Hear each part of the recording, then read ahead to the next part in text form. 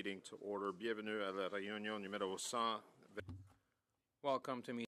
De l'accès à l'information, de la protection des renseignements personnels et de l'éthique, conformément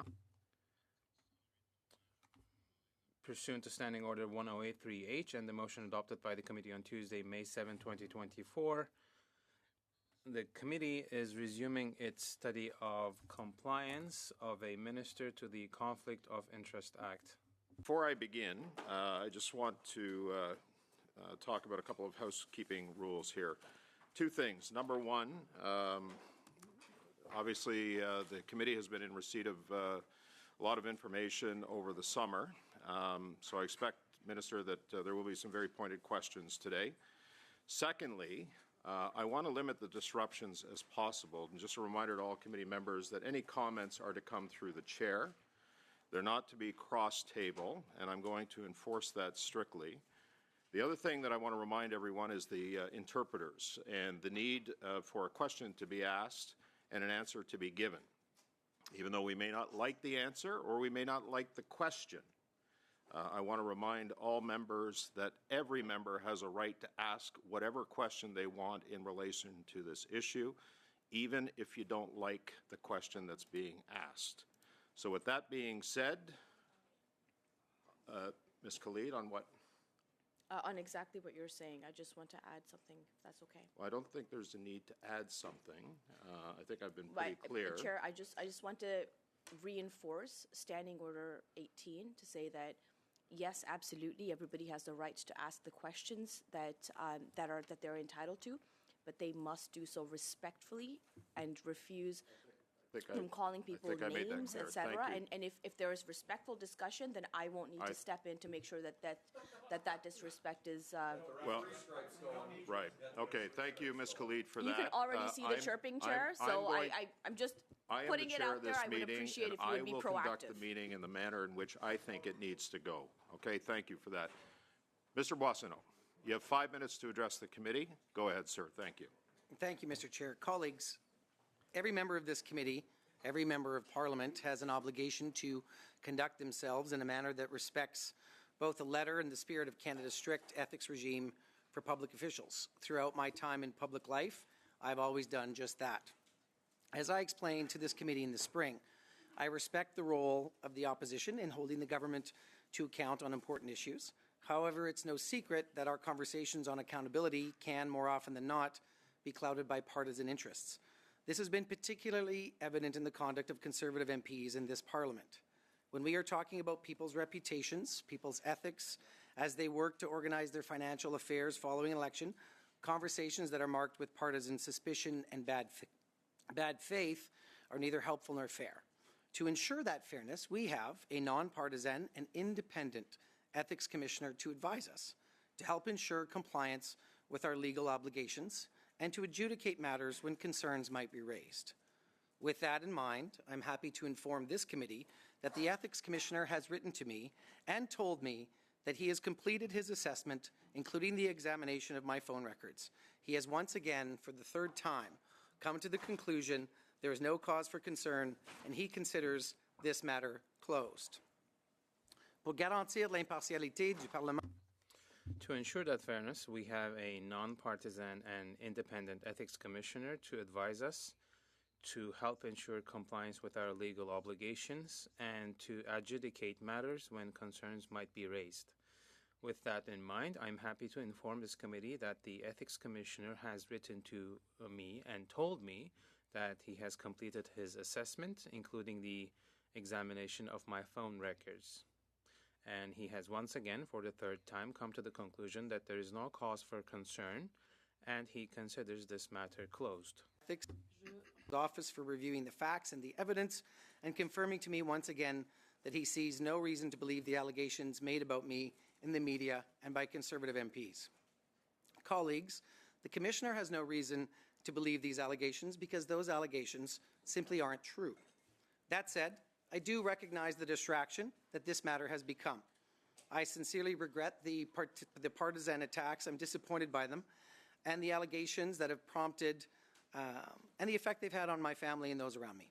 With the benefit of hindsight, I would not have gone into business with Mr. Anderson, And while it has had no impact whatsoever on my duties as a minister, and while I have always followed my ethical obligations, it is clear in hindsight that this is not an individual whose actions and choices I would want reflecting on me.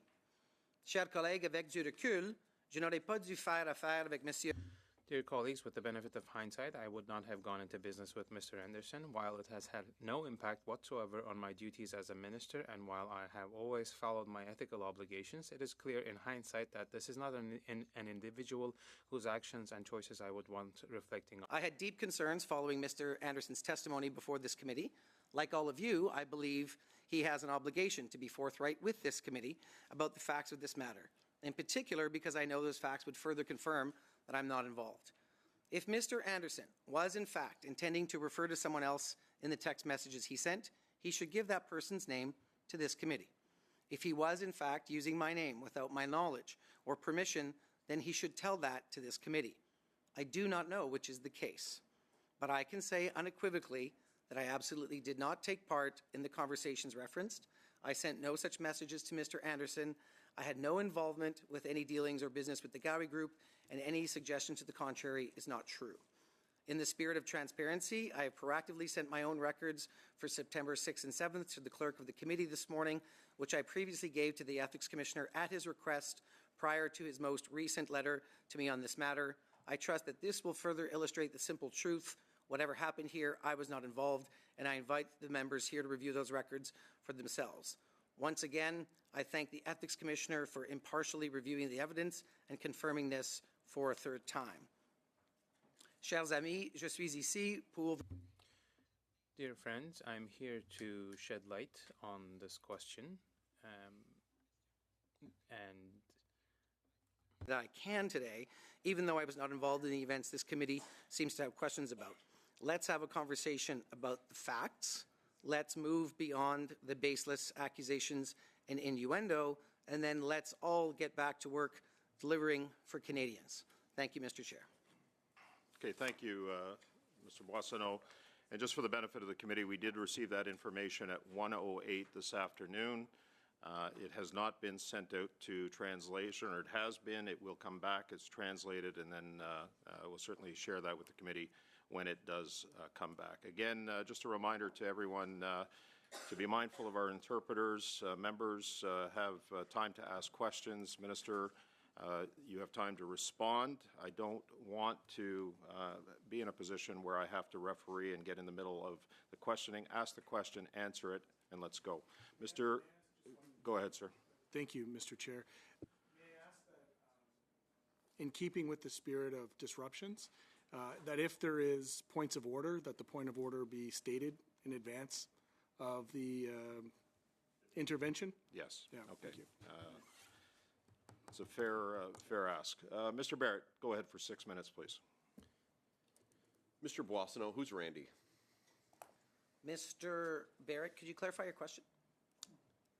There are a series of text messages from your discredited business partner, Mr. Anderson. Those messages refer to Randy. That's you, right? It is not.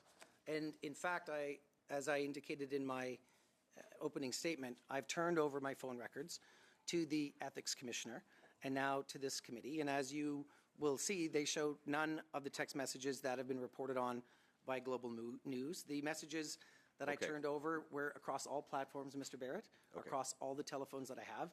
And the Commissioner of Ethics has come to the conclusion where were you that I am not that Randy. Where were you on September the 6th? So let's walk through a timeline which I think will be helpful. You had the same amount of time to answer It's based up on to the the amount chair of to time decide. that Chair, I asked. how are you managing time? Do I get to do fulsome answers? Similarly to what how we managed it last time, the time that the question is asked is the time you will have to respond. Mr. Barrett asked you where you were on September 6th. Answer the question. 2022. I was in Edmonton and I traveled to Vancouver in the morning. Were you at the Liberal Cabinet Retreat? I arrived in the morning, Vancouver time. The Cabinet Retreat started in the evening of September 6th. Okay. And you spoke on the phone that day to your business partner, Stephen Anderson, correct? Mr. Chair, I have a timeline that I would like to share with this committee. that will answer Mr. Barrett's question fully. There was a It's a- one-minute it's a- phone call. it's a yes that or no followed question. a text that I received did from you- Purelator asking for an account to be settled. I texted Mr. Anderson. He called me back. We had a one-minute phone call about this issue, so and you then I called- sent the text to him. I didn't. So you called and texted Mr. Anderson that No, day, yes I did or not no? call him. He called me. Okay. I texted him to let him know You that spoke I to had him an on the account. telephone that day? Go ahead, Mr. Barrett. Okay. So we've established that you spoke to him on the phone and you exchanged text messages with him on the date of September 6th. So I want to refer you to a statement from your staff in regard to this matter that said that it wouldn't have been possible on the 8th of September because you were at a cabinet retreat in Vancouver and had no access to any electronic devices on the 8th. But you were also at a cabinet retreat on the 6th of September of 2022. And of course you had access to your devices that day, as you did on the 8th. Is that not true? That is not true. During the 7th and 8th, during cabinet meetings during the day, our devices are locked up in lockboxes. On the 6th, there were no cabinet meetings during the day. And I can tell you the time, Mr. Barrett. The time that I got the voicemail to Is on the transcription 8th. was Did you have a- 11:28 a.m. On the The 6th? conversation with Mr. On the Anderson 6th took and the place at 8th. 11:29 Barrett, and Ask your lasted for 1 question, minute. please. On the 6th and the 8th, did you have access to electronic devices during the day at all? On the 7th or the 8th? On the 6th or the 8th, did you at any time have access to your electronic devices, yes or no? I had access to my electronic devices when I was not in confidential cabinet meetings, yes. So you're in Vancouver on the phone with your discredited business partner, Stephen Anderson. We have text messages from Mr. Anderson to a client that your company ripped off. And those text messages say, I have Randy and them I need to update, asking, as West Coast is closing in 7 minutes, you were on the West Coast, and Randy is in Vancouver. Well, you're Randy that was on the West Coast in Vancouver, isn't that right? So, Mr. Barrett, let me refer you to the Commissioner of Ethics letter from June 25th, when he stated very clearly, other than the name Randy being used in text messages from Mr. Anderson to Malvina Gowie, messages with according to the published excerpts were neither addressed nor copied to you. I do not have any information before me to support the allegation that you were involved in managing or operating GHI. So you expect Canadians to believe that the Randy referred to in these texts 9 times is anyone else but you, that the Randy who is in Vancouver and who needs to be updated on the money transfer is anyone else but you, and you admit to speaking to your business partner on the phone.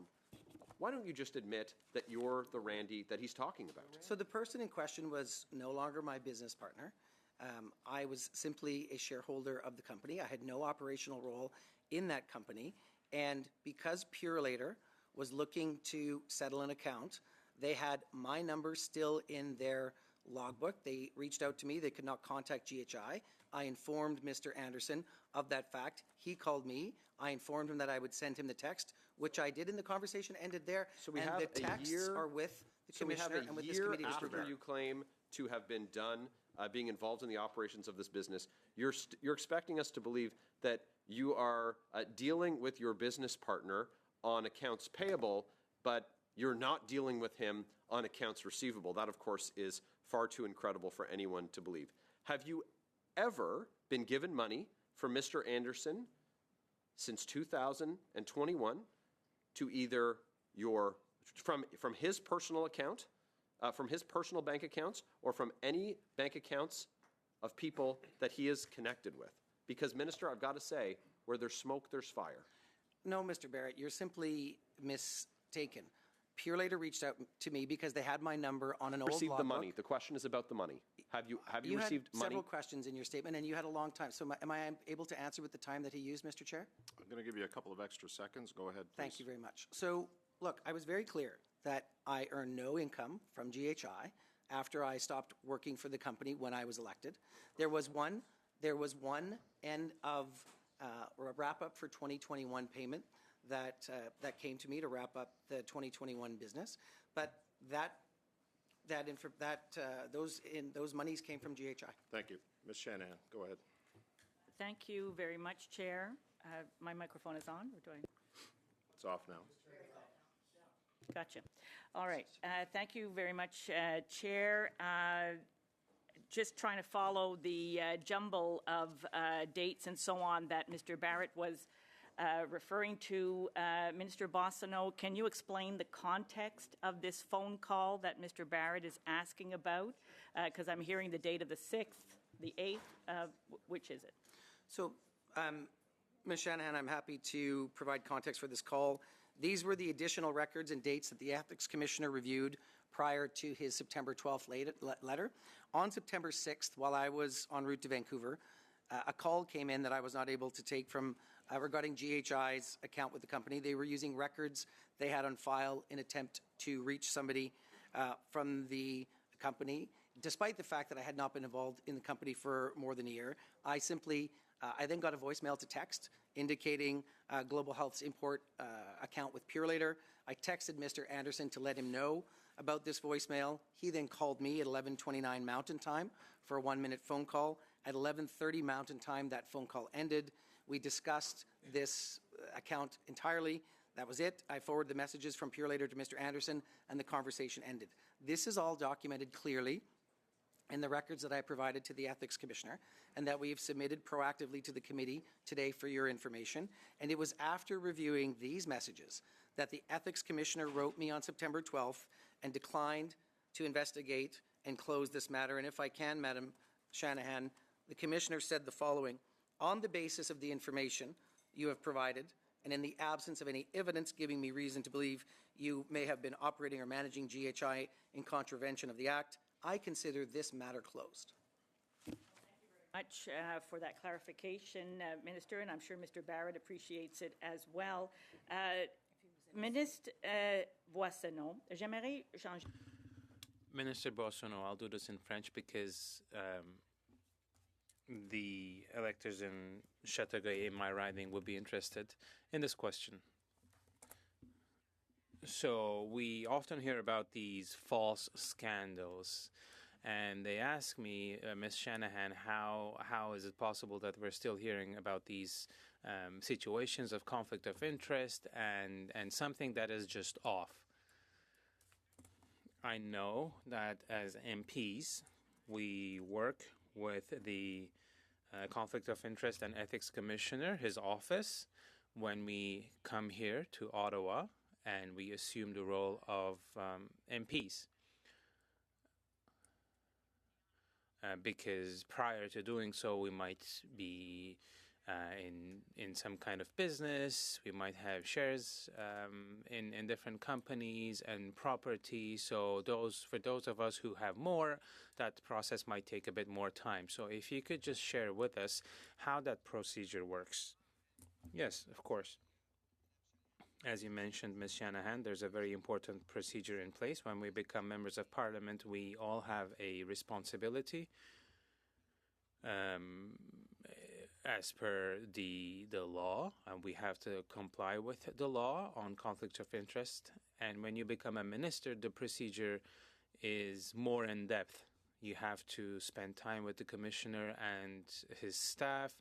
You need to send your bank statements and all relevant documentation with regard to investments, documentation for your spouse and partner, and any other information relating to companies that you might be involved in. So the commissioner compiles all of this information, and then there are conversations to see how these shares and interests could be transferred in a way that is compliant with the law. That can take months in some cases. In my situation, it took 6 months. But at the end of it all, we were able to take care of the whole procedure. And every single time, every year, you have to provide updates on your personal situation and provide information, Ms. Shanahan. So I think the best way of explaining this to our electors is to use an example from the sports world. We have a referee who is there to make sure that we are playing by the rules, and the referee in this example is the Commissioner of Conflict of Interest and Ethics. And this, in my case, happened not just once or twice, but 3 times, and he has made it clear that these allegations from the Conservatives that we have seen in the media as well are not they don't have a foundation. There's nothing to it. Okay, that's very interesting, Minister. Well, it could be the case that maybe some MPs have made mistakes over the years and something surfaces or there's an email. But this has been very reassuring to see and know that there has been communication with the Office of the Ethics Commissioner, and they took the time to look into this. And if I understand this correctly, in your case, it's not just once, it's not even twice, it's been 3 times now, if I've understood this correctly. Yes, it's been 3 times that your situation was examined in depth, and they didn't find anything. Yes, the Ethics Commissioner was very clear on this, Ms. Shanahan, and he was saying that based on the information you provided and in the absence of any evidence, I have no reason to believe that you were involved in the management of this company. So in light of the applicable legislation, I had considered this case to be closed. Okay, so what did you have to do? What did you have to provide, or why did the Commissioner ask you to... A very quick answer, please. All of my phone records, text messages that correspond to the dates in question. Shanahan, Mr. Boissonneau. Mr. Villemure, pour... Mr. Villemure for 6 minutes. Thank you, Chair. Minister, I've been listening to the discussion, and for my electors in Quebec, we'll go over some of the same information maybe in French. Now, despite the conclusions of the Ethics Commissioner, and once again we have you here before us, how do you explain that? Well, it's a question I would ask your colleagues.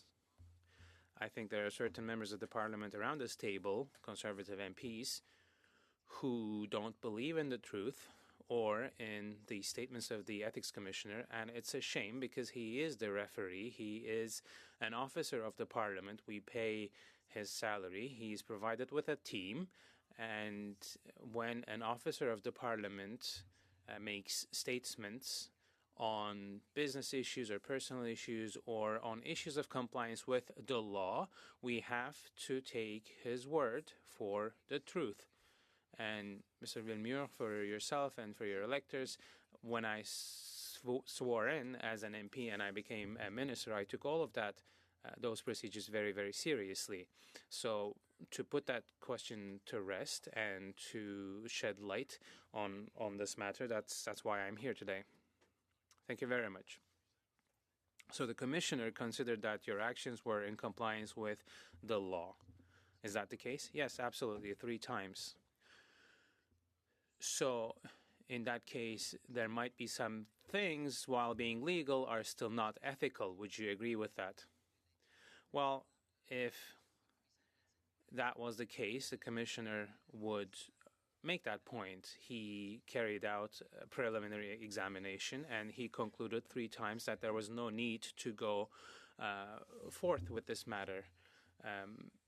He made it clear that I wasn't in any kind of gray zone, that I was in violation of the legislation, its wording or its spirit. So he did not find anything, and you're saying it's normal because there was nothing. Well, absolutely, yes, Mr. Villemure. When you look at the beginning of the statement or the beginning of this all, the date is June 4th, and it says that the Commissioner states that I respected the rules laid out by the legislation, and he says that it looks like the Minister respected the obligations under the law when it comes to his association with these businesses, so there's no need to pursue this matter any further. So, reading this report and faced with the situation we're faced with, do you think that these rules are sufficient? Well, we have one of the most robust conflict of interest and ethics systems in the world. Of course, we can always debate these issues as parliamentarians, but we do have some tools available to us, and we are all subject to the same law as members of parliament or ministers, and we have seen here in this case that at 3 different occasions the Commissioner made it clear that I followed the rules, and he considers this affair to be closed as of September 12th. Well, I'll point to something that's a bit outside the scope of what we've discussed so far. In Quebec, there's the Charbonneau Commission, as you know, and during that process, there was a question to a gentleman to know who was with them, and they said, well, I was accompanied by the person accompanying me. So when we are asking you who's Randy, we find ourselves in a similar situation in terms of the answer you're providing us with. So even today, so to the best of your knowledge, who's Randy? Well, I cannot answer this question. My answer would be, it's not me. And it's the Ethics Commissioner who made it very clear that it's not me. So it's not you. It's not me. And there are two possibilities. It's either Mr. Anderson was communicating with someone who's called Randy and he did not want to disclose their identity, or unfortunately, maybe without my knowledge, he was using my name to make his business work. Again, without my knowledge. If that is the case, then he owes an answer to this commission, to this committee. So what would your guess be on that? Well, I really have no idea what the reality might have been. It's up to Mr. Anderson to answer this question. So Mr. Anderson lied, if we can put it this way, or there's another Randy, but you don't know this other Randy if there's another Randy. It's not me, but you don't know them. I don't know any other Randy. Okay, thank you very much. When you were talking about the timeline, if you can fill in the gaps, if you will, and let us know where we are at this point in time. You referred to a timeline. I just want to give you the opportunity to fill in some of the gaps you may have left. So I was leaving Edmonton to go to Vancouver on September 6th, and I received a text message from Purolator that had information in it that had to do with someone from GHI. So I sent a message to Mr. Anderson to let him know, and he called me. I sent him the message at 11:28 Mountain Time, and then he called me. We had a 1-minute long conversation, and by 11:30, that was the end of the conversation, and this is all documented in the logs I provided. So you didn't have any other communication with another Randy? No, not at all. And Mr. Villemure, the Ethics Commissioner said that this matter is closed now. 6 minutes. Go ahead, please. Very much, Mr. Chair. Clearly, you don't know who the other Randy is because Mr. Anderson admitted under testimony that he was lying about the other Randy. Is that correct? I'm not going to put any words in Mr. Anderson's mouth. Did you watch Mr. the Green. testimony of Mr. Anderson? It was painful. Can you take me back to the moment that you met Mr. Anderson? I can't recall exactly when I met Mr. Anderson. I met him at a couple of community events in Edmonton, and then we reconnected on a flight early in the pandemic. Would have been probably in the late winter, early spring of 2020. And in that couple of times that you met him in the community, what was your perception of Mr. Anderson? I knew that Mr. Anderson had run an import-export business. He informed me that business was doing well and that he had a successful business. So did he pitch you on the plane to start a business together, or did you pitch him? Neither of us pitched each other whatsoever on starting a business on that plane ride. So that was a fabrication from Mr. Anderson as well? No, what happened, and I'm happy to share this information, is it was several days or a week later, and I'm a private citizen at this time. I received an email or communication on my phone indicating that the country needed people who understood how to bring. At what point did you start a business relationship with Mr. Anderson? In April of 2020, Mr. Green. How would you have characterized Mr. Anderson's competencies? Did you believe him to be competent? I believe that he knew how to do import-export activities. Did you believe him to be honest? I had no reason not to believe that he was honest. So you say it's clear in hindsight that you would not have gone into business with Mr. Anderson. When did you have that epiphany? I think it has been building for some time in 2024, Mr. Green. I've seen. It wasn't when you were under allegations of fraud? Can you clarify this question? Was the company not under the proceedings of a civil case? Not while I was, not at the time that I was involved in the operations of the company. What about afterwards? I had no operational role in the committee. But you would have been listed, right, as a director likely? I was not a director. You were a I was only shareholder. a shareholder, and so I was not listed in any of the legal proceedings. And so, fortunately for you, how many shares did you own percentage-wise? I owned 50% of the shares, and I have, since that time, unilaterally and voluntarily disposed of those shares. You were a silent partner, an investor, with 50% investment in this company. It is, yes, I had 50%. Okay, I'll take that. Sure. Now, in a 50-50 partnership, your number is still listed on Purolator sometime after the case. So had you ever had any other instances where there was a crossover between business inquiries and your personal phone? That was, it might have happened before, but on September 6th, it did take place, and I informed Mr. Anderson of the fact that Purolator was trying to get in touch with GHI, and I just informed him. They called my personal phone. Okay, so they still had your personal phone on record. Purolator must have still had it in their old records. Where does Purolator deliver its information or its packages or whatever it is you'd be receiving? Where does it deliver it to for GHI? I have no idea. You don't know the address of GHI? I do not, because I'm not. I haven't been involved in the company in over 3 years. When you were involved, Mr. Green. where did stuff get delivered? There was a warehouse that it was directed to on the south side of Edmonton. For a time, it was at a medical supply company that had an extra bay. And then Mr. Anderson picked another warehouse on the south side of Edmonton. So all your deliveries and mail were going to warehouses? I can't comment on mail. Mr. Anderson would have received physical mail But at a Purolator business reached address. out to you. Purolator reached out to me because for a time, I was the contact for the Purolator account, and it was just a legacy number left on their system. That's simply how they contacted me. So, you know, I would put to you that within the 6 minutes of Mr. Anderson's testimony, as somebody who doesn't know him but has also been involved in business, I didn't see him as being a credible witness. I didn't see him as being credible. I saw him, in fact, unravel right before us in terms of the stories that he was telling. How come it took you so long to realize that you were dealing with somebody that couldn't be trusted? As I said in my opening statement, and I'll say it again, Mr. Green, with the benefit of hindsight, and having been dismayed by that testimony, would not have gone into business with Mr. Anderson if I had to do it all over again. It was lucrative. I mean, you'd have to define lucrative. And You're in a 50-50 partnership. Mr. Anderson testified that he was drawing $250,000 a year. Is it safe for me to assume that that was also your income? My income has been declared to the Ethics Commissioner, and you know that when we are private citizens, we don't discuss those matters in these forums, that we have a place. So I'm going to ask you, because it's public testimony. Sure.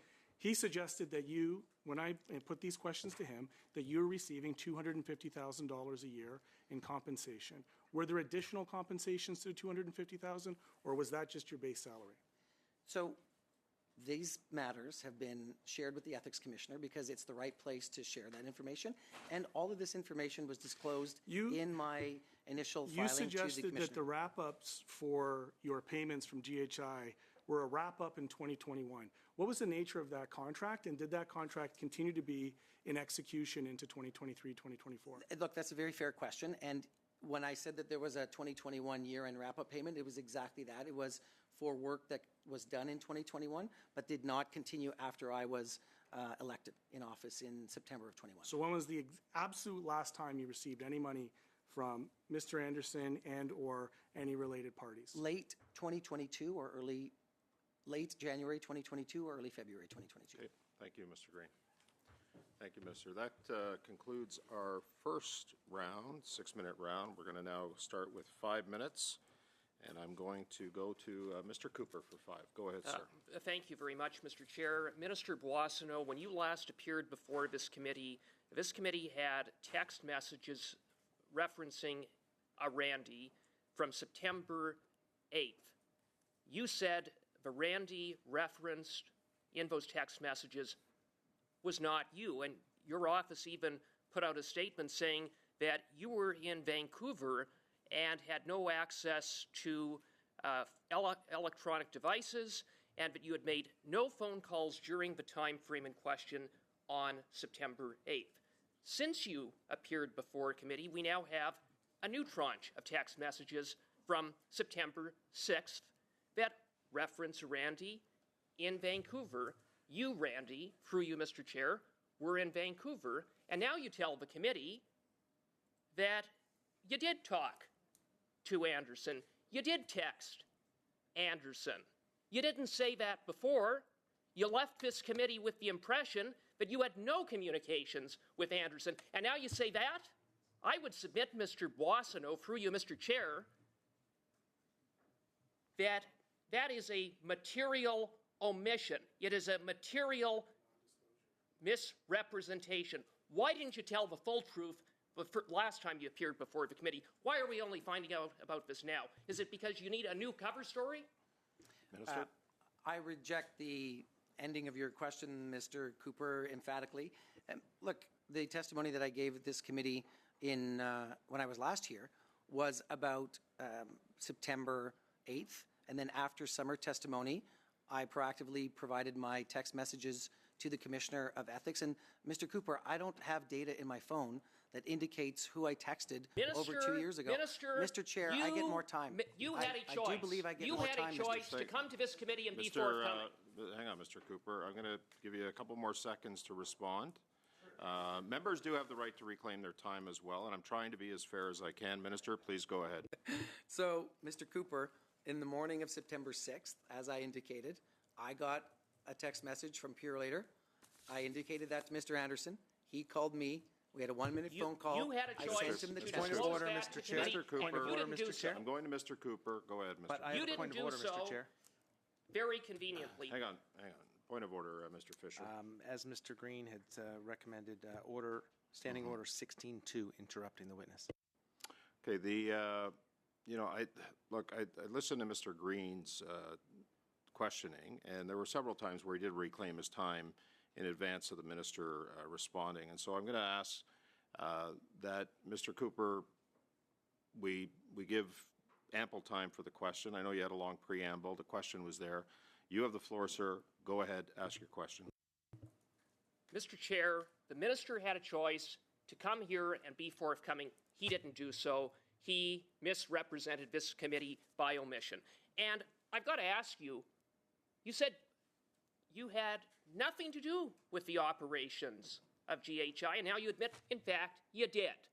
The paying of a bill, that is an operational matter. If you had nothing to do with GHI, why wouldn't you simply pick up the phone, call Purelator, tell them that you have nothing to do with the operations of the business, and for them to call Anderson? Why didn't you do that? Minister? That is a really great question, and the answer is I did 3 times.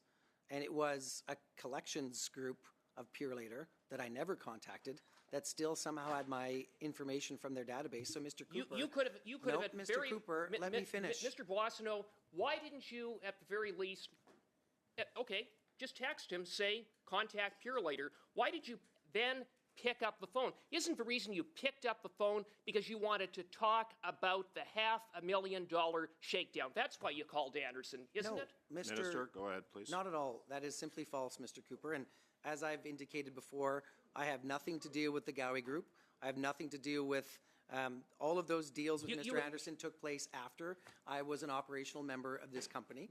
And I did text Mr. Anderson. He responded to me by telephone.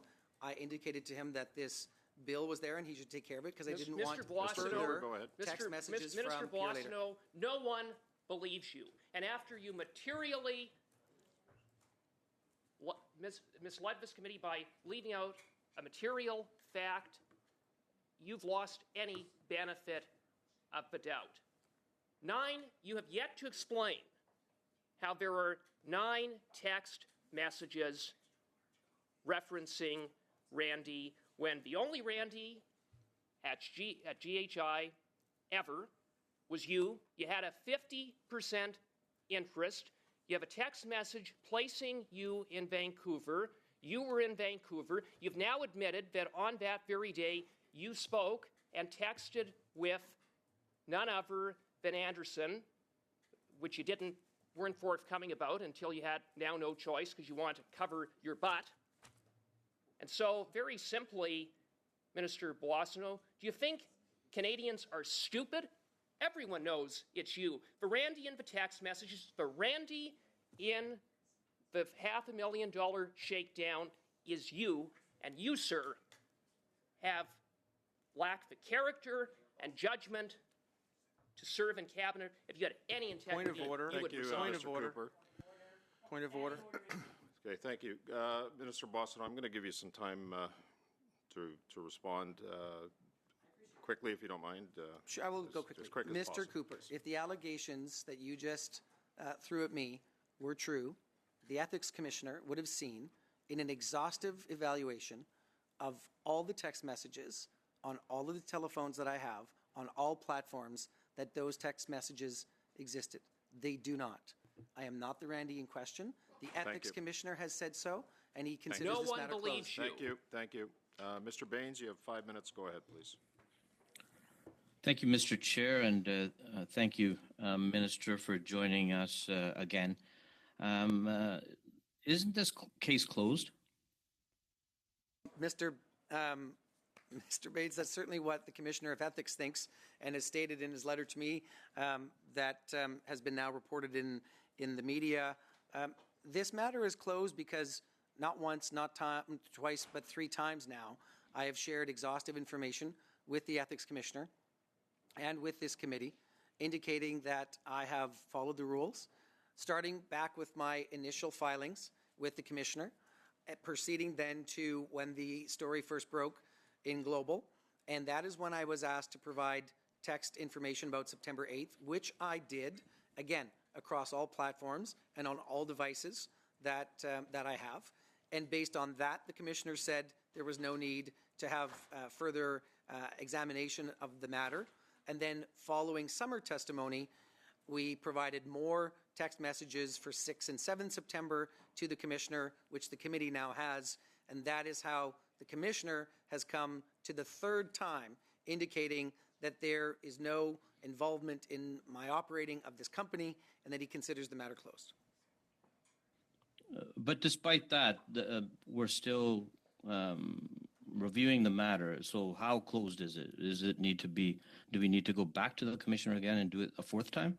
I hope not. I'm always happy to participate with questions from the Ethics Commissioner. But look, I'm here today to clarify matters, to share the information that I have, and I hope that this allows the Ethics Committee to get on with its very important business. I know you have important studies that you want to undertake, and I'm here because I take my oath as a minister seriously and my responsibilities under the Act seriously.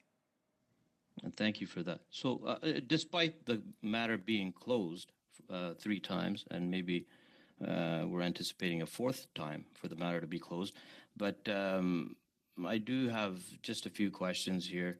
Have you ever spoken to or met with anyone from the Gowie Group? No, I have not, and they acknowledge that themselves in media reports on the matter. Okay, and were you involved in any way with the business deal between Gowie or GHI? No, never in my time with GHI had my time with GHI concluded prior to Mr. Anderson's business deal with the Gowie Group, and I have had no contact with the people in that group. And any messages shared between Gowie Group that have been reported on by Global News? Did you send any of those messages? I did not, and I shared my text messages on all platforms and all devices with the Ethics Commissioner, and the Ethics Commissioner has indicated that I'm not the person in question. Have you had any role in the operations of GHI since you were elected in 2021? I have not. Have you been kept up to date since being elected regarding who the employees of GHI are, or who have may been hired, quit, active workforce, etc.? No, I haven't, and I'm not aware of GHI's new businesses or any contracts they would have pursued or any legal activities that would not be appropriate or compliant with the Act to do so. I took my disclosure process seriously, and when I stopped being involved in the operations of GHI, I stopped being involved in the operations of GHI, and since that time, I have unilaterally surrendered my shares for no compensation. So you're not a shareholder of GHI. Did you receive any compensation for your shares when you surrendered them? You just said you didn't. I did not receive any compensation, and this might also answer one of Mr. Green's questions. I also did not receive any dividends from the company as a shareholder at any time. Have you ever met Carla Roddick, president of Canada Medical? I have not. Have you ever met Ian Stedman, assistant professor of ethics and governance at York University? No, I have not. Have you ever met Curtis James, who ran a warehouse next door to GHI's warehouse? I have not. Have you ever been contacted by Edmonton Police Services related to GHI? No, I have not. Have you ever met Francesca LeBlond? No, I have not. I do not know who that person is. Have you ever been involved in any business dealings with Francesca LeBlond? Not at all. Okay, well, those are my questions. I consider this matter closed for the fourth time. Well, we certainly appreciate that, Mr. Baines, but we'll carry on with Mr. Villemure for 2.5 minutes. Excusez, Monsieur Villemure, 2 minutes et demi. Commencez, s'il vous plaît. Merci beaucoup, Monsieur le Président. Thank you, Chair. I will be ceding my time to Mr. Matthew Green. Mr. Green.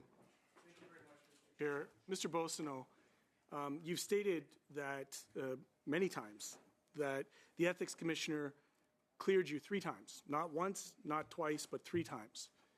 You would also acknowledge in order to open up an investigation, the Ethics Commissioner would have to have some kind of reasonable grounds to even embark on something so as it not to be frivolous or vexatious. Would you not agree?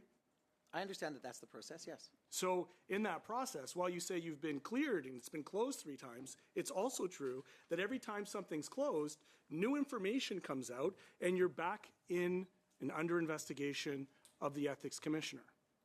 I'm not sure it's actually called an investigation at this stage. He asked me for information. You can save the semantics. The point is that a case was opened, it was closed, another case was opened, it was closed, and it's because the Ethics Commissioner has no real legal authority, investigative authority, to take warrants or subpoena or use anything that could get beyond voluntary disclosure. Is that not true?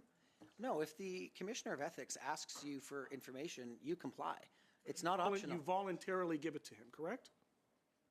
I would have to ask my team and look at the act as to what the penalties would be for noncompliance, but I take my responsibilities very seriously. And well, the penalty for even being in violation is only $500. So I can't imagine it's material when you're in an industry that you're getting a payout of $250,000 a year. And now you've said that you received no earned income, no dividends. At any time, did you loan money to the company?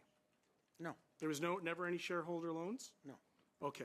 So with that being said, during this process of the Ethics Commissioner's, I'll call it a review to be charitable to you, review, you stated that he, emphatically cleared you, and then you went on to state that he does not have any information before him, and it's on the basis on the information you've provided.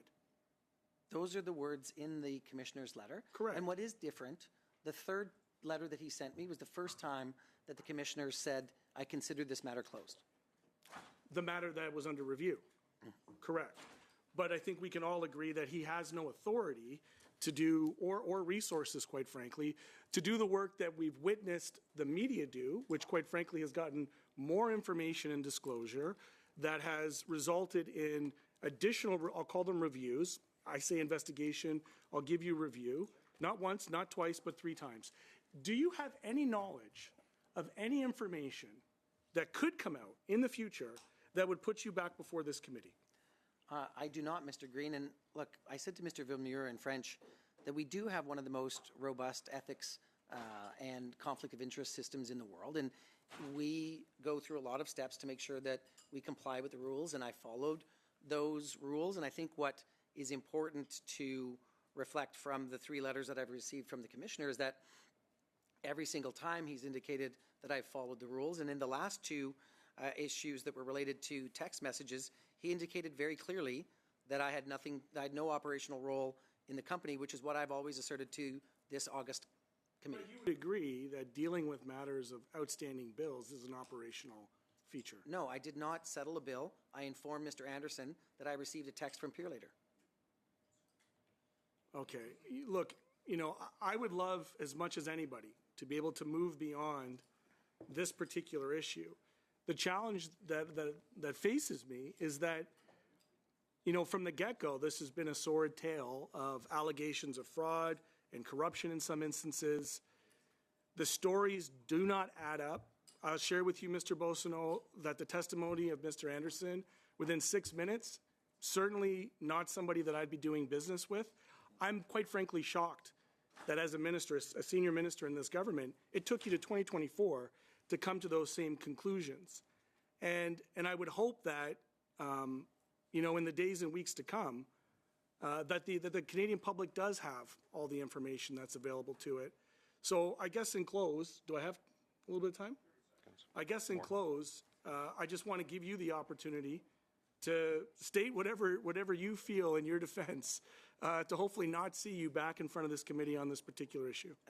Look, Mr. Green, I really appreciate your frankness, and we don't agree on everything in the chamber, but I appreciate your comments today, and I should have done more due diligence on Mr. Anderson, and in hindsight, I would not have gone into business with him if I had to do it over again, and I was dismayed by his testimony, and quite frankly, I regret all of the time that officers and members of Parliament have had to spend on this matter, and with your good graces, we could put this behind us. That's entirely in your hands. Thank you, Minister. Thank you, Mr. Green. We're going to go, sorry. Oh, okay. I heard good graces that I just thought it was funny. Okay, thank you.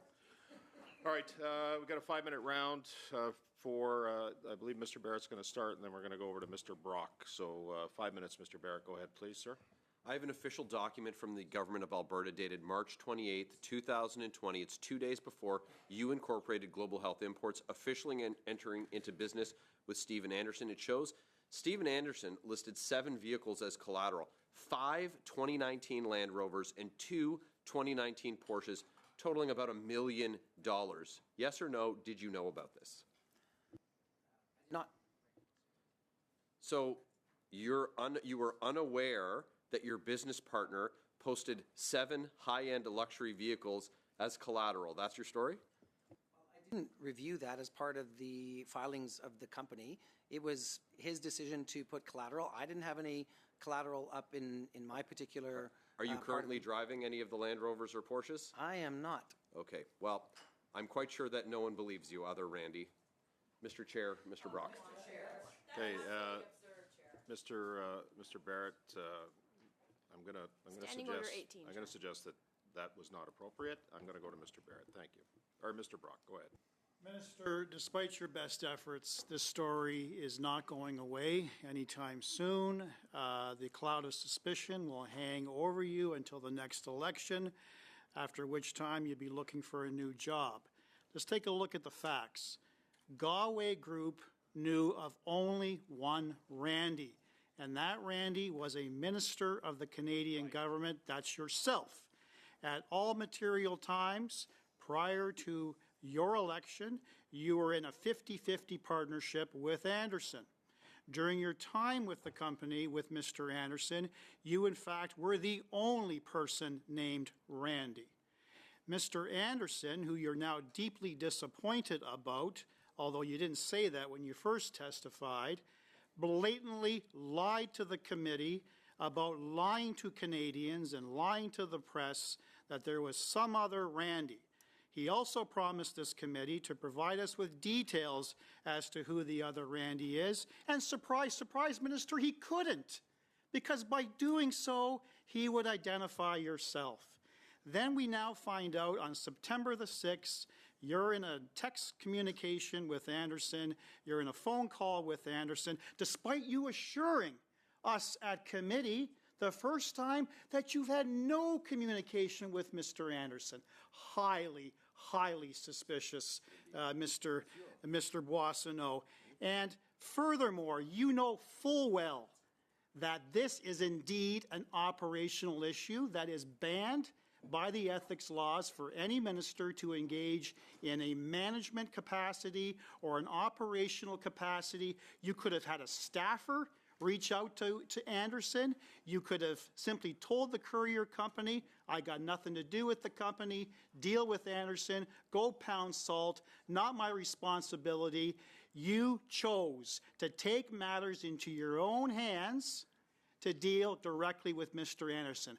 Those are the uncontroverted facts. Now, you're also relying upon the fact that you exercised your due diligence with this committee and your due diligence with the Ethics Commissioner. I asked you specifically to provide us with details, all your text messages on all your devices. You failed to do that, Minister. You gave this committee only one set of records pertaining to one device. I was led to believe you told the Ethics Commissioner you had 2 devices. Again, the Ethics Commissioner is not an investigator. They don't have investigative powers like law enforcement. They can't obtain production orders on service providers to verify what you are saying. So the Ethics Commissioner has to take it on good faith that you're being honest. I've got some serious reservations about your honesty, as do Canadians. So, will you provide this committee with all text records on all your devices? And tell us how many devices you had in your possession in the fall of 2022. Mr. Chair, will you give me 2.5 minutes to respond? We have to There's move only on. one question. I think it was a very simple question. Mr. Brock was commenting. It was a 2.5 minute question. I There was a realize lot that, there. but it was a very simple question. I'm going to ask you to answer the question, and then I'm going to go to Mr. Housefather. Mr. Brock, the information that you cited in your monologue was reviewed by the Ethics Commissioner. I'm not the Randy in question. It is not me. It's not possible for it to be me. That is in the Commissioner's letter of September 12th. He considers this matter closed. And look, I'm at the committee's disposal, and I provided the committee with information that it required of me. Minister, will you provide us with full information? That's time then. Will you provide us with, what are you hiding, Minister? So, just relax. What are you hiding? Minister. I've never seen you do that to anyone else. No, because when I get you in my ear over here and I'm trying to listen to what's going on, then I can't focus on the questioning, Ms. Khalid, okay? So, Minister, I'm going to ask you, on behalf of Mr. Brock, you've been asked a very specific question about the devices. Are there any other devices that you can provide to the committee, sir? No, Mr. Chair, because I provided all text messages across all devices for the dates in question, across all platforms, as asked by the committee. Mr. Housefather for 5 minutes. Point of order before we go to Mr. Housefather. On your Mr. point of Chair. order, go ahead. Telling a member to relax, I think, is inappropriate, sir, as a chair. I think I said right at the onset, Mr. Fisher, and I appreciate the challenge, that it's difficult when there's cross-talk that's going Understood. on. And so Understood. I'm trying to listen to the Just the word conversation that's going relax. on. And when I'm hearing it from this side, I can't focus on what the minister and Mr. Brock Understood. are talking about, okay? So I said that right at the onset, and I was going to enforce it, and I did. On that same point of order, Chair, On the same point of order, go ahead, Ms. Khalid. I just respectfully like to ask you, why is it that you only hear it from this side and never from any other I party? think I did that the other day, actually. I think I heard it from the other day. Yeah, you might want to review the tapes, Ms. Khalid. Mr. Housefather. If we were going to start counting, then I think that the tally Review the would tapes, show. and you'll see how I acted the other day when I heard it coming from this side. On the point of order, Mr. Barrett, go ahead. We've got to go to Mr. Housefather. Chair, I think that it's unacceptable practice in any committee to have member staff or House officer staff making audible interventions to over top of members of the committee or the chair of the committee or a witness of the committee. And so perhaps a gentle reminder to staff who are here from House officers from the government that if they're interested in intervening at this committee, they can put their name forward to appear as a witness, or they can run for Parliament. They're not to yell over top of us. I've dealt with that issue before a couple of times, and that's a good reminder to all staff that are here. Mr. Housefather, please go ahead for 5 minutes, please.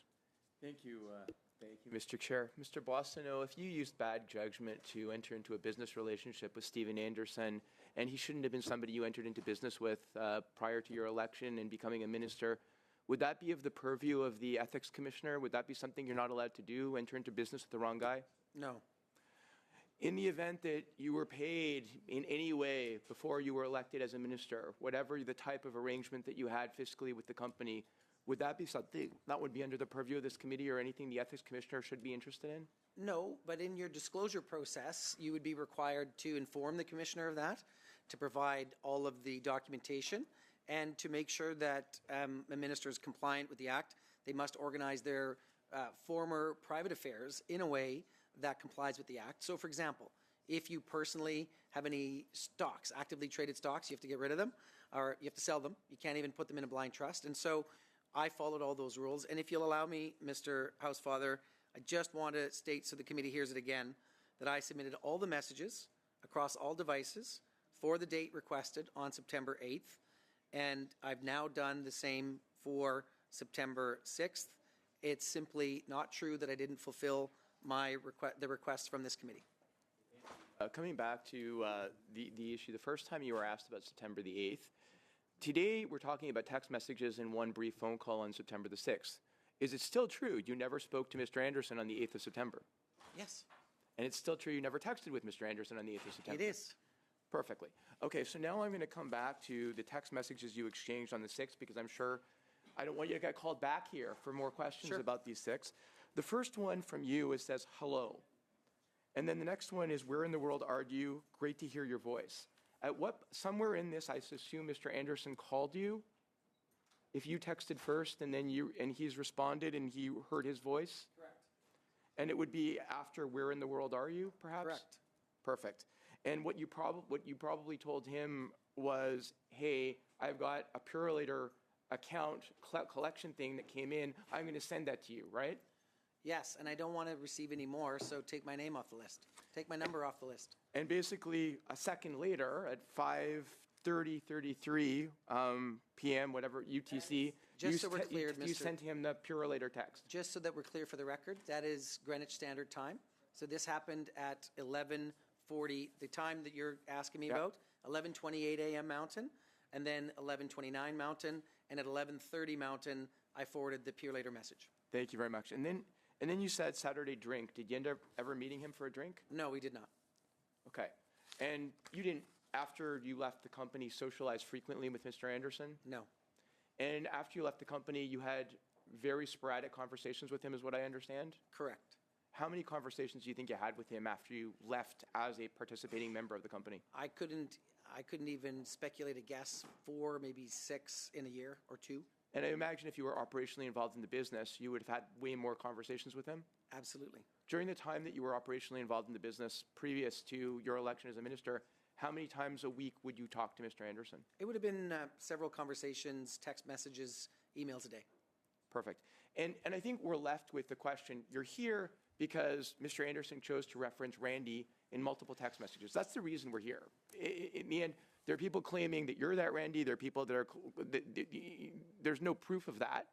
All we know is that Mr. Anderson either has somebody else named Randy that he needs to tell the committee who it is, or he misleadingly used your name to different clients of his, trying to somehow bring you in, perhaps that there was a minister of the Crown involved in making himself more important. But the only person, right, Mr. Boissonnault, that can actually answer that question is Mr. Anderson, correct? None of these other people that Mr. Baines asked you about a list of people that you didn't know, none of them would know if Mr. Anderson had exchanged text messages with you or not, presumably, correct? It's not only is it correct, it's verified in at least 2 letters from the Commissioner of Ethics. One that I can't possibly be the other Randy because there are no text messages to that effect. And then in the most recent letter, he indicated very clearly that I've not been operating the company and considers this matter closed. But again, the goal of, I believe, the Conservatives on the committee is not to find out who the other Randy is if it's another Randy. Their goal is only to try to make you be that Randy.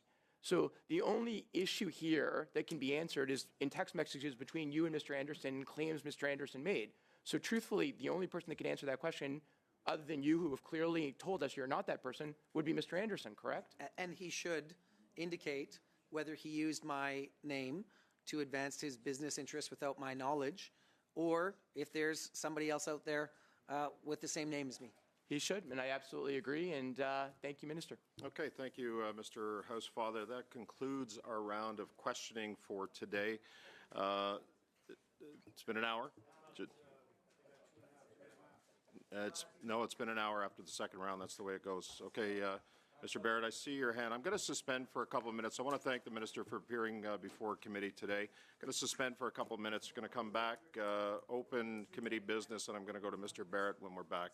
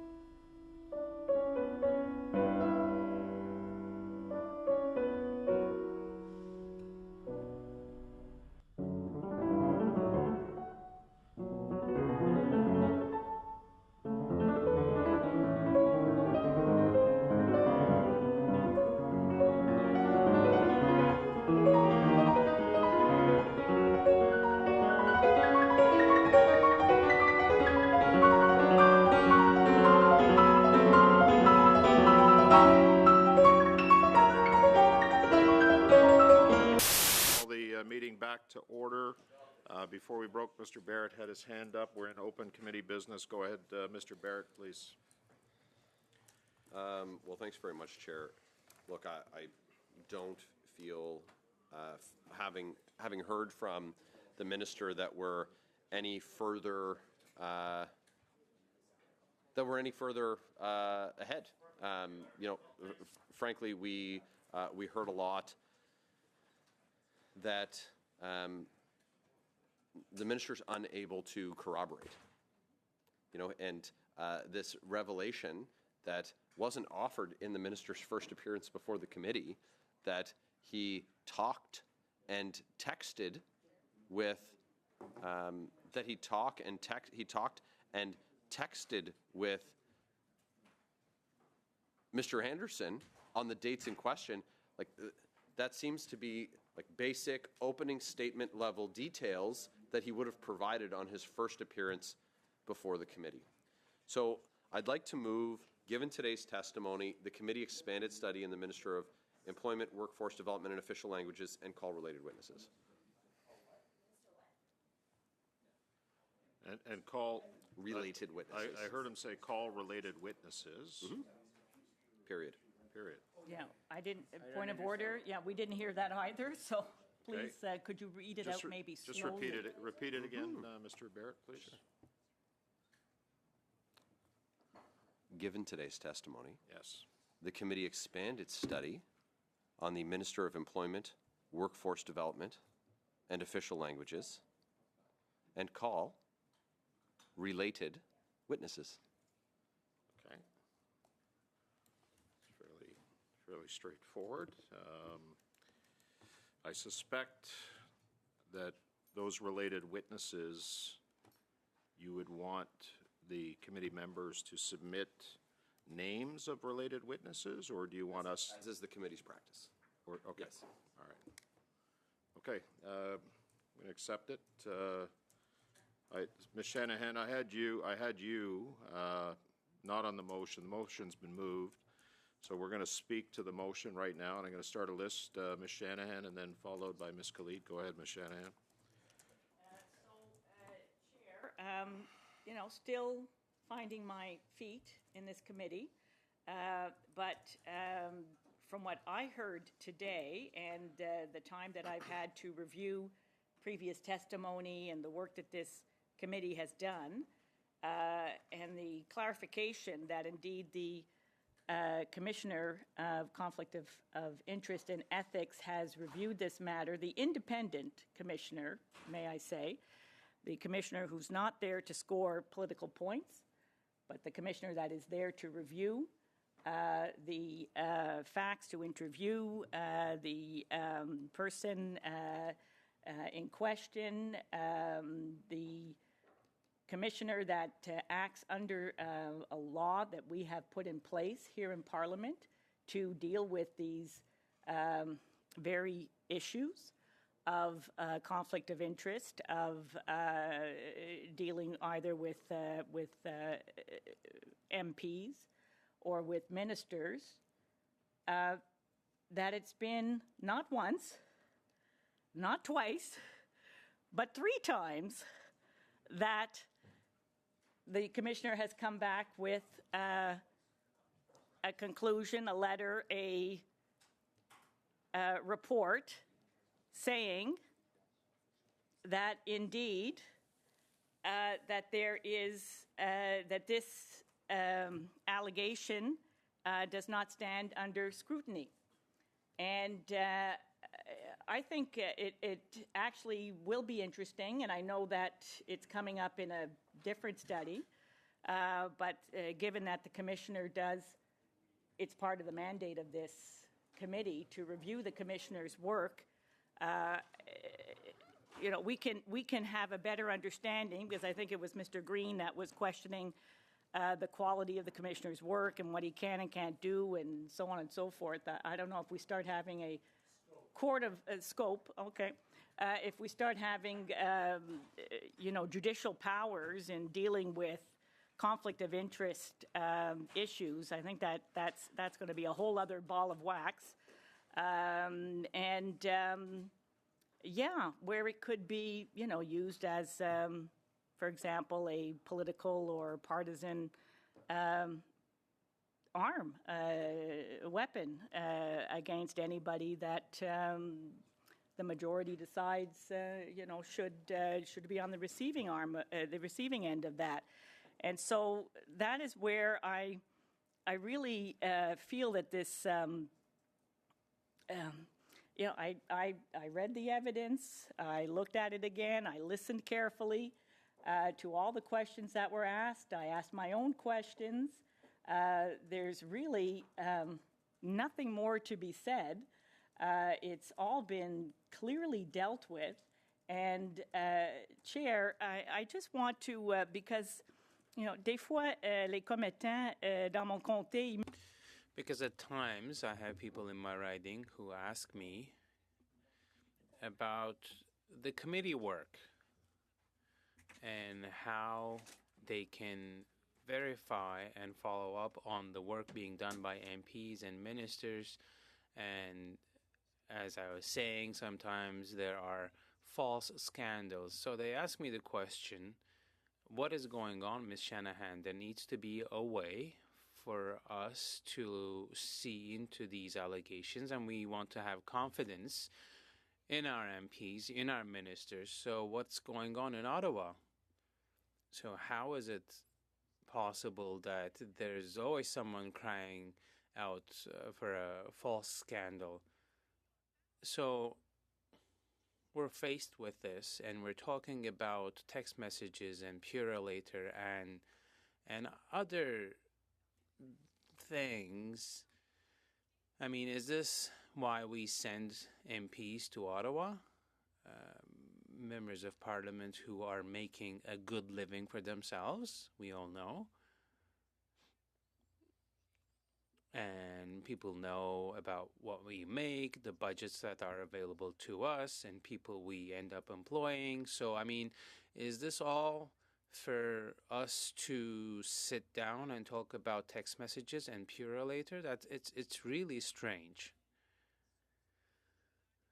And especially when I explain to them, and I'm very pleased with the answers provided by the minister today, and I might do a little clip out of that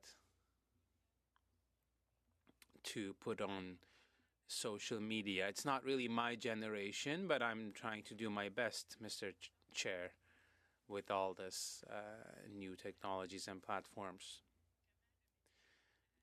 But the point of that would be to show the manner in which the minister answered the questions and how the procedure with the commissioner unfolded and how he responded to the commissioner's questions and whether this is a comprehensive procedure or a procedure in which people can have faith and trust.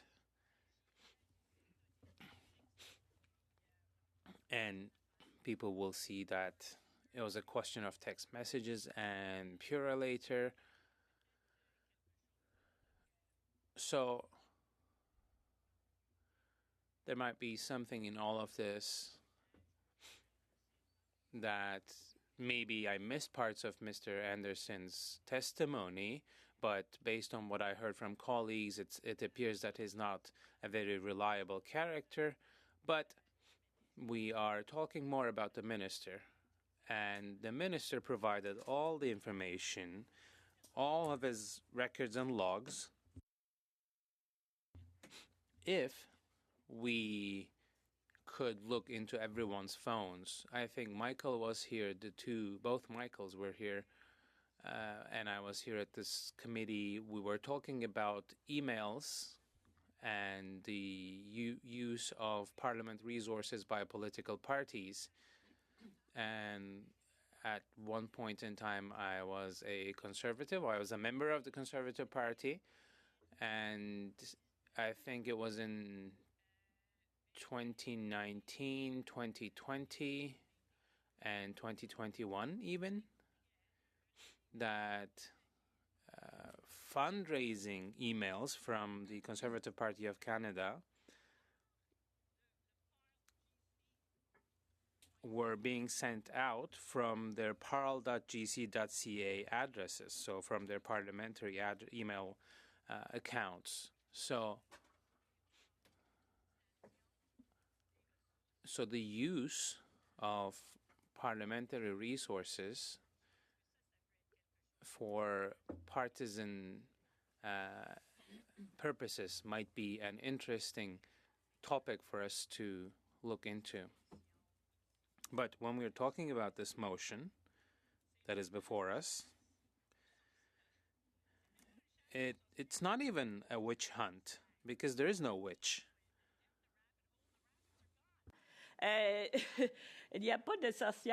So there is no witch. There's nothing there. It's just a simple text message exchange and the boring message from Purolator. It's not really business dealings in any way. It's just a phone number that's left somewhere in some database or something, and then there was just a call. So it's nothing exciting. But it's clear that it makes for very interesting discussions when we're out here speculating and saying, well, we don't have confidence, and Conservatives, well, that's their position, and Mr. Green doesn't seem to have confidence in the work that has been done, so he might maybe explain to us what he would have liked to see from the Commissioner of Ethics. But it looks like some of our colleagues here think that the work that was done was not very comprehensive, but me personally, I was never involved in the business world, but he does his work in a very good manner. He asks all the questions, he asks for information, and all of the information and the answers that are collected are open to public scrutiny, and it's very interesting to look into those records just to see information about MPs, but other staff that works here. Of course, and there are reasons why the Parliament introduced these procedures, because we needed a way for the public opinion to have an idea as to the profile of their MPs. They have the right to know that. And because, of course, we're dealing with millions and billions of dollars in our business here, for members of the government especially, that is the case. And I think it was in the 80s or the 90s, maybe the analysts could help me with that, when the law was introduced, the law that created the Office of the Conflict of Interest and Ethics Commissioner. 2006. Okay. So it's quite modern. But of course, there are still updates that could be brought to the legislation. I know that there is a 5-year review, for instance, but in 2006, the Parliament considered it important to have this independent office, and that it shouldn't be left to the Ethics Committee. And it was in the time of Mr. Mulrooney, and I was lucky enough to meet him once.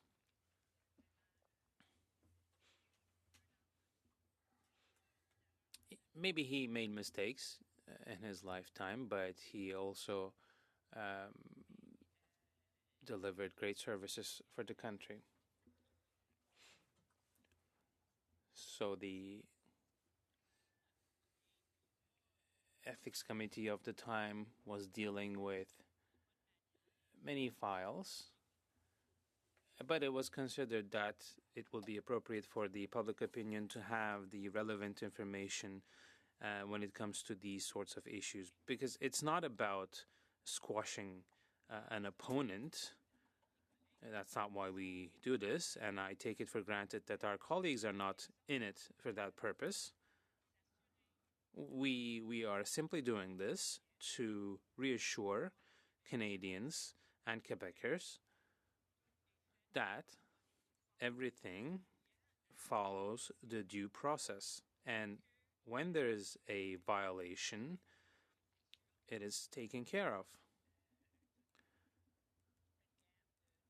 And there are a whole list of consequences when that is the case. But in this case, we've seen that it's been at 3 different times that the commissioner concluded that the allegations and the accusations. Oui. OK. Ah, c'est une bonne idée. Oui, oui, oui, c'est le langage.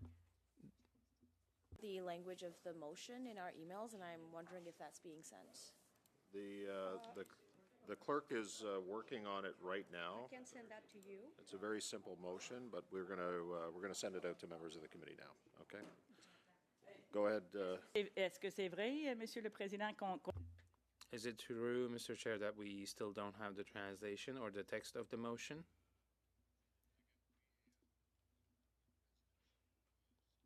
The clerk is working on it, on the motion's translation, and once it's done, we'll be sharing it with the members.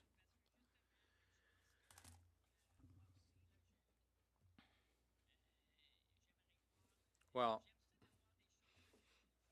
I, for one, would like to see, I like seeing things in writing before me.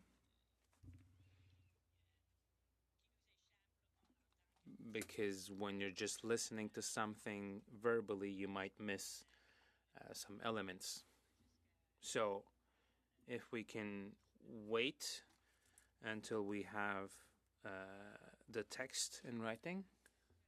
that we just suspend until we get the written language? It's being delivered right now, so Okay. it's very simple. Go ahead. Okay, it's coming into the phone. Okay, good thing I had the charger. Thank you so much to Anthony. Okay. Non, moi je l'ai pas encore. I still don't have it. Yeah, I still haven't received it.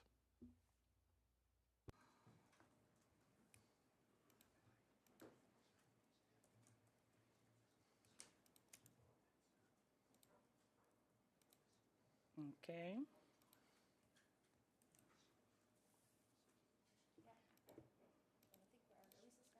No, Okay. no, Non, we're okay. continuing. Well, je peux continuer. I can carry on then.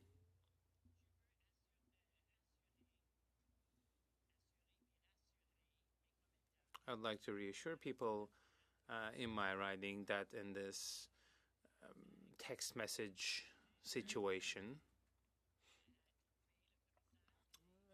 the ethics commissioner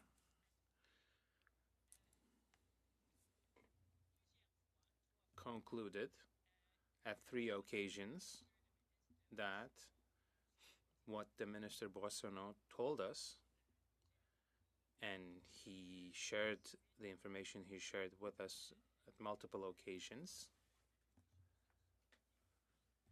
and he explained a timeline to us. The commissioner concluded that that was the truth and that the matter is closed, and that the Minister Boissonnault did nothing wrong. So it shows, Mr. Chair,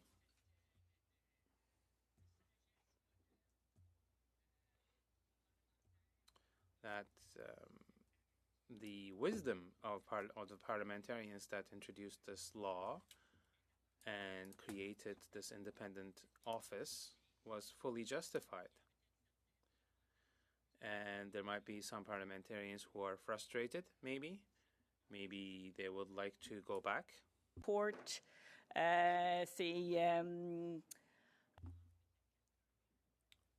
they would like to go back to a kangaroo court. I don't know the term in French, but if you can let me know. But we all know what a kangaroo court means, at least in English. That is to say, having random people who would question and judge and then condemn someone. But that is not how we function in a fair society with laws and regulations. And these laws and regulations are in place not to protect MPs. Because, Mr. Chair, I don't know if you experienced this personally, but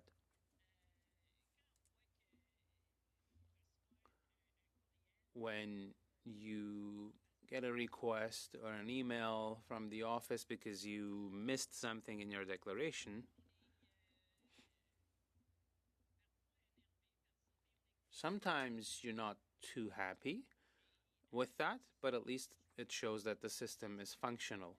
So I'd like to reassure the people in my riding that the system is functioning. Thank you very much, Mr. Chair. Okay, merci. Thank you, Ms. Shanahan. I will say, like you, I get asked many times, I know you brought this at the onset of your remarks about the Ethics Committee and particularly chairing the Ethics Committee and what's the function. Well, we have a clear mandate of what our function is, but you know, I tell people in my riding, as you tell people in your riding, that it's an oversight committee, and there's a majority of opposition members on this committee for a reason, not just this committee, but government operations and public accounts, and that is to hold the government to account, and I think we do that job very, very well. Ms. Khalid, go ahead, please. On the motion from Mr. Barrett. Thank you, Chair. I think Ms. Shanahan made a lot of excellent points, and I'll be brief. I will speak to 3 reasons as to why I cannot support this motion. The first is with respect to timing, as you have indicated many, many times, Chair, and the reason why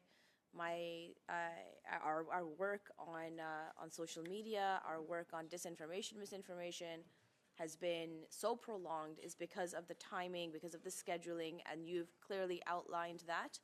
I don't agree with this motion because I think that we've heard from the Ethics Commissioner 3 occasions to say there is not a violation based on our rules of conduct with the Ethics Commissioner, and I leave that be. The second is with respect to witnesses. There aren't any listed on this motion. It seems again like this is just broadening the scope to the point where it could be anything and everything, which doesn't help the work that this committee is doing. It makes us less efficient. It makes us basically wasting resources of the House. And as you said, Chair, that if there is a purpose to this committee is to provide that oversight, this motion does not help in achieving that purpose. And the last is, again, with the purpose, we're not achieving the purpose of what this committee is supposed to be doing with this motion. And so with that, I will conclude my remarks and say that I will be voting against this motion, and I'm happy to go to a vote now. Thank you, Ms. Khalid. Mr. Fisher, go ahead, please, on the motion. MP Khalid just said basically everything that I was planning on saying. I'm not interested in supporting this motion. Okay, thank you. I do not have any other hands, so the motion moved by Mr. Barrett is on the floor. Do we have consensus on the motion as proposed by Mr. Barrett? We don't, so I'm going to call the... We don't, I said, right? Did I say that? So we're going to call the vote. Madam Clerk, if you want to call the vote, please. The vote is on the motion moved by Mr. Barrett. Mr. Banks. I consider it closed, this matter. No. Ms. Shanahan. No. Mr. Fisher. Mr. Housewater. No. Ms. Khalid. No. Mr. Barrett. Yay. Mr. Caputo. Oui. Mr. Cooper. Monsieur Villemur. No. Mr. Green. Yes.